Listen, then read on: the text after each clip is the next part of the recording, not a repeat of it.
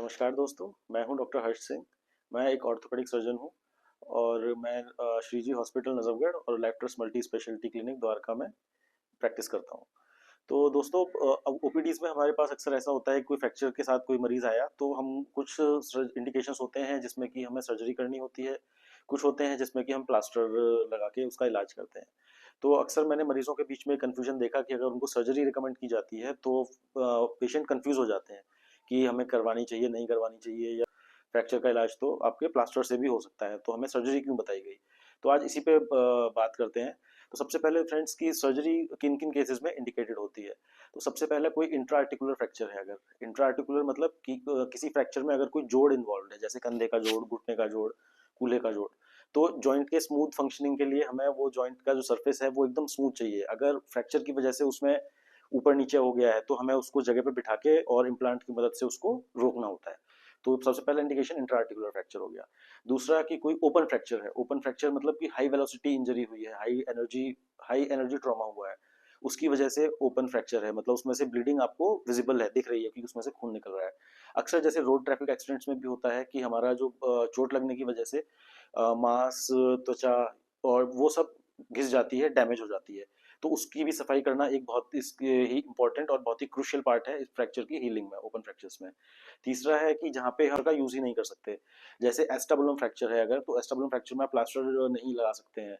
या फिर एक और चीज की कोई न्यूरोवेस्कुलर कॉम्प्रोमाइज हुआ है, अगर फ्रैक्चर की वजह से चोट लगी है, उसकी वजह से कोई कोई खून ले जाने वाली नसें या फिर सेंसेशन कैरी करने वाली नर्व्स कोई अगर डैमेज हो गई है, तो उस केस में भी हम लोग फ्रैक्चर को सर्जिकली ट्रीट करने का ऑप्शन यूज करते हैं।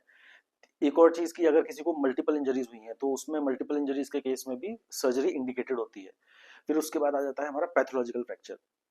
पैथोलॉजिकल फ्रैक्चर क्या होता है कि हड्डी में कोई पुरानी गांठ थी, कोई गांठ बन रही है जिसकी वजह से ही हड्डी कमजोर हो गई है, और हड्डी कमजोर होने की वजह से वहां से हल्की सी चोट से भी वहां पे फ्रैक्चर हो जाता है।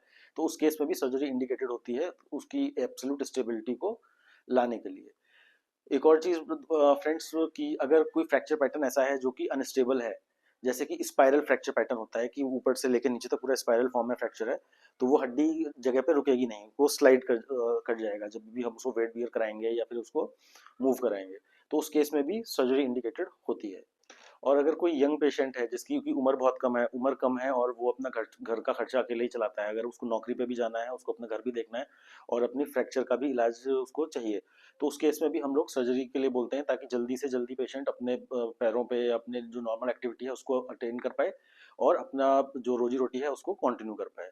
और फ्रेंड्स, अगर कोई ओल्ड एज पेशेंट्स हैं तो उन केसेस में भी कुछ जैसे हिप के फ्रैक्चर हैं, उसमें हम लोग सर्जरी का ही सुझाव देते हैं, ताकि मरीज जल्दी से अपने पैरों पे खड़ा हो पाए या वॉकर के सहारे चल पाए और अपनी नॉर्मल जो जीवन शैली है उसको शुरू कर पाए। हम बात करते हैं कि हम प्लास्टर किस किस केसेस में लगाएंगे। प्लास्टर लगाने के लिए हमारे पास होता है कि कोई भी जो स्टेबल फ्रैक्चर है जी, कि वो अगर हम उसको जगह पे लाके किसी इम्प्लांट की मदद से नहीं रोकते हैं तो भी वो अपनी जगह पे रहेगा, तो फिर हम उस केस में प्लास्टर का इस्तेमाल करते हैं। कोई लॉन्ग बोन है, उसके शाफ्ट का फ्रैक्चर है, तो उस केस में भी हम लोग, और वो स्टेबल पैटर्न है फ्रैक्चर का, जैसे ट्रांसवर्स फ्रैक्चर पैटर्न होता है, तो उस केस में भी हम लोग प्लास्टर, किसी पेशेंट में एनेस्थीसिया की क्लियरेंस नहीं मिलती तो उस केस में भी हम लोग प्लास्टर का इस्तेमाल करके फ्रैक्चर का इलाज करते हैं।